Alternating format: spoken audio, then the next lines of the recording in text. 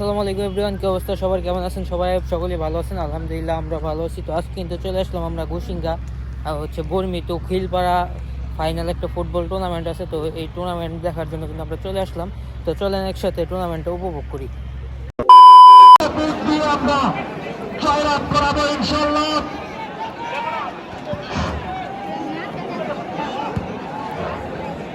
আমাদের আজকের এই টুর্নামেন্টের যিনি আহ্বায়ক রয়েছেন, টুর্নামেন্ট কমিটির সভাপতি, আমাদের সকলের প্রিয় মানুষ আমির কালাম আজাদ সাবেক বর্তমান সারা বাংলাদেশে তিনি দায়িত্ব পালন করেছেন। আমির কালাম আজাদের কথা না বললেই আর এই টুর্নামেন্টে তিনি অক্লান্ত পরিশ্রম করেছেন। রহমান কুকু স্মৃতি ফুটবল টুর্নামেন্ট 2025 উপভোগ করছেন হাজার হাজার ক্রীড়াপতি দর্শক।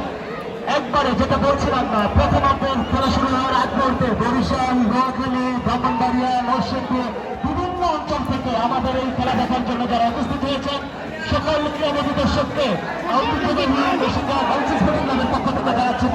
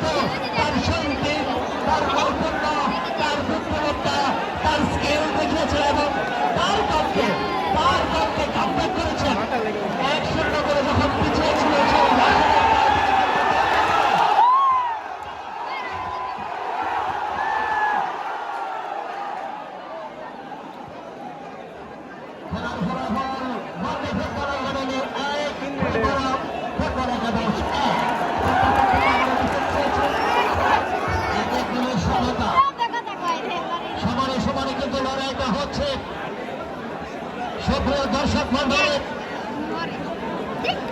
প্রথমার্ধের খেলার ফলাফল 1-1 সমতা বিরাজ করছে।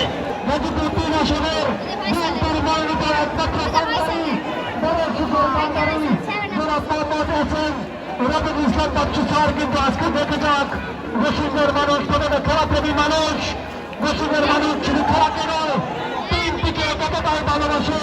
আমরা আগামী নদীপুর 3 আসনের তারা শিশোর কান্দারি রবিউল ইসলাম বাচ্চু স্যারকে গোসিঙ্গা ইউনিয়ন থেকে সর্বোচ্চ